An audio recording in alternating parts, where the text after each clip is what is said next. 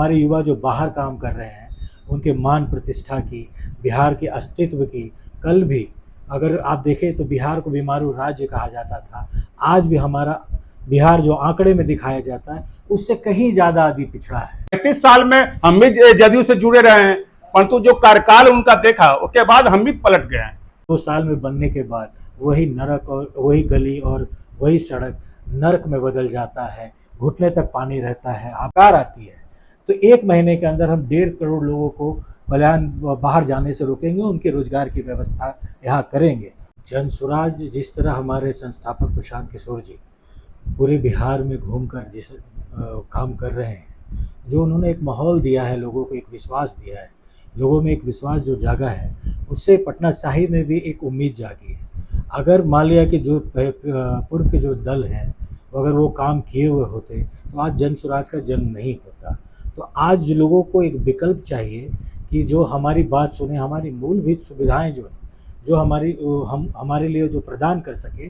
तो पटना साहिब की जनता वो एक बदलाव चाह रही है। वो चाह रही है कि विगत 35 सालों से एक पार्टी को मैंने जो मौका दिया है और जो जीवन में उनके बदलाव आने चाहिए, वो बदलाव नहीं आया है। तो हमें लगता है कि जनसुराज एक पार्टी बनकर नहीं, आज जीतेगी भी और एक मजबूत विकल्प बनकर उभरेगी। क्या कहें सर, बेरोजगारी सबसे बड़ा मुद्दा है बिहार का और पलायन, क्या इस तरह से किस तरह देखिएगा कि इस मुद्दे को सबसे पहले युवाओं का सोचा जाए बिहार में? देखिए, ये मुद्दा तो हमारे संस्थापक प्रशांत किशोर जी ने उठाया है और आप देख रहे हो कि अन्य दलों ने भी इस मुद्दे को उठाना शुरू किया है। अगर पहले इसके बारे में किसी ने कभी नहीं सोचा कि क्या हमारे युवा जो बाहर काम कर रहे हैं, उनके मान प्रतिष्ठा की, बिहार के अस्तित्व की, कल भी अगर आप देखें तो बिहार को बीमारू राज्य कहा जाता था। आज भी हमारा बिहार जो आंकड़े में दिखाया जाता है, उससे कहीं ज़्यादा आगे पिछड़ा है।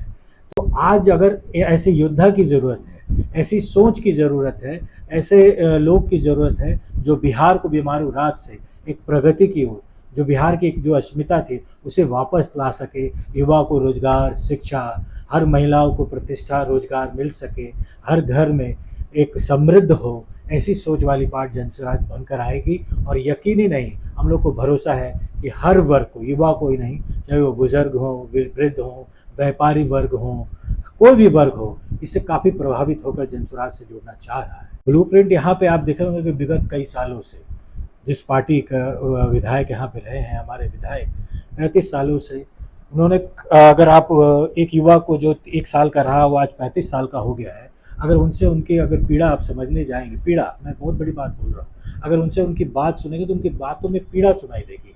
कहते हैं कि आज 35 साल बाद भी हम कोई भी बदलाव बिहार में, पटना साहिब में नहीं देख पाए हैं।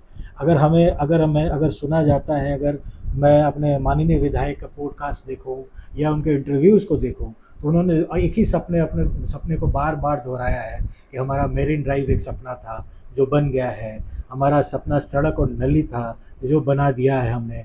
मगर ऐसा आप देखिए कि हर साल, हर 2 साल में बनने के बाद वही नरक और वही गली और वही सड़क नरक में बदल जाता है, घुटने तक पानी रहता है। आपको पूजा पाठ करने जाना हो, बच्चों को स्कूल जाना हो, किसी को व्यापार करने जाना हो, तो ये मजबूरी है कि उसे वो नर्क पार करके जाना पड़ता है। तो बदलाव कुछ भी नहीं आया, यहाँ पे काम हुआ ही नहीं।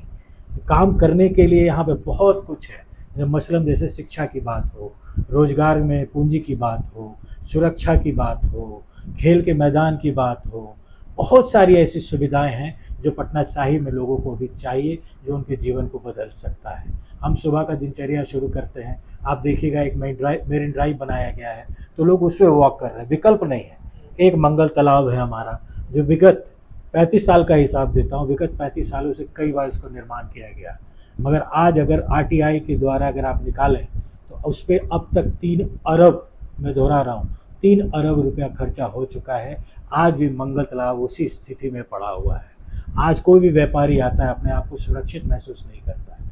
अगर वो आए, किसी भी मंडी में जाए, यहाँ आप देखिए मचट्टा मंडी है, मसूरगंज मंडी है, मारूफगंज मंडी है, मीना हजार मंडी है, व्यापारियों का गढ़ है। अगर वो यहाँ आते हैं तो उनके रहने की कोई व्यवस्था नहीं है, मंडियों में शौचालय की व्यवस्था नहीं है, उनकी सुरक्षा की व्यवस्था नहीं है, उनको रात होते होते कहीं ना कहीं पटना की तरफ जाना पड़ता है। बिल्कुल, ये बहुत बड़ी बात नहीं है कि हम किसी को अगर हमारे अंदर वो संवेदना होती, जैसे कि मान लिया कि पूर्व में आपने एक पार्टी को, जनता आरजेडी को आपने 15 साल दिए, नीतीश कुमार जी को 20 साल दे रहे हैं, एनडीए को दे रहे हैं, तो इतनी तो उसमें होनी चाहिए संवेदना कि हमारे युवा, सबसे बड़ी बात है, जो युवा ही देश का या प्रदेश का तय करता है कि हमारे देश किस प्रगति की ओर जाएगा।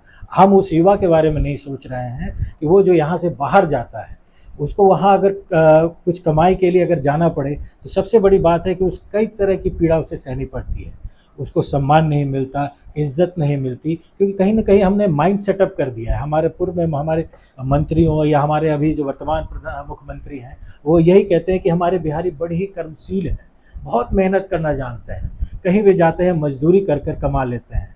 तो ये कहीं ना कहीं आप बिहार को अंधेरे में ढकेल रहे हैं। बिहार की एक नियति आपने बना दी है कि बिहार एक श्रमिक प्रदेश है और श्रमिक ही रहेगा, आप उसके ऊपर नहीं सोच सकते। मगर प्रशांत किशोर जी ने एक उम्मीद जगाई है, और उम्मीद ही नहीं, हम सभी को एक पूरा ये संकल्प के साथ हम लोग ये बात मानते हैं कि जिन्होंने जो बात कही है उस बात को पूरा वो करेंगे और रोजगार बिहार में देने जा रहे हैं। उन्होंने यहाँ तक भी कहा है अगर उनकी सरकार आती है तो 1 महीने के अंदर हम 1.5 करोड़ लोगों को पलायन बाहर जाने से रोकेंगे, उनके रोजगार की व्यवस्था यहाँ करेंगे, और लोगों में ये उम्मीद जगी है कि हमें रोजगार यही मिलेगा। आबादी कितनी है, समस्याएं कितनी हैं, आप मूलभूत सुविधाएं, आप चले जाइए स्लम एरिया में, नौकरियां किसको मिली ये आपको देखना पड़ेगा, किस तरह मिली ये भी आपको देखना पड़ेगा। जो मूलभूत सुविधाएं हैं, आप जाइए स्लम एरिया में जाइए, जहां उनके पास एक चॉइस है कि अगर हम आज शिक्षा की बात कर रहे हैं और हम उनके पास जाते हैं, हम लगातार जनसंपर्क कर रहे हैं, तो उनके तरफ से आता है बड़ा ही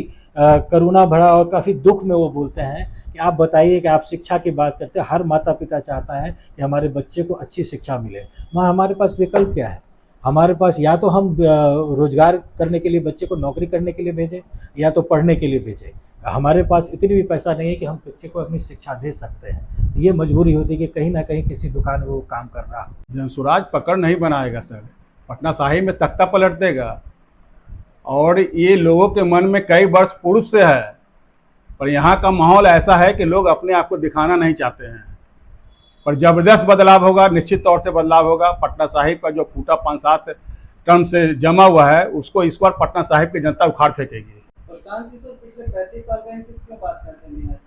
क्योंकि 35 साल हम लोग को देखा है, ओके, पहले के तो देखे नहीं पाए हैं। उससे पहले और कोई मुख्यमंत्री नहीं थे? एकदम था। जो आज बुजुर्ग लोग हैं, जो 70 साल के पहले का जो बिहार था, उसके बाद का जो बिहार है, जो हम लोग ने देखा है, हम उसी का बात करेंगे तो ज्यादा अच्छा रहेगा। अब 35 साल में हम भी जदयू से जुड़े रहे हैं, परंतु जो कार्यकाल उनका देखा, उसके बाद हम भी पलट गए हैं। आपने नहीं देखा, हमने देखा है, और इसी डर से सब समाज आज मौन है। ये सबसे खतरनाक प्रवृत्ति बना है बिहार के लिए।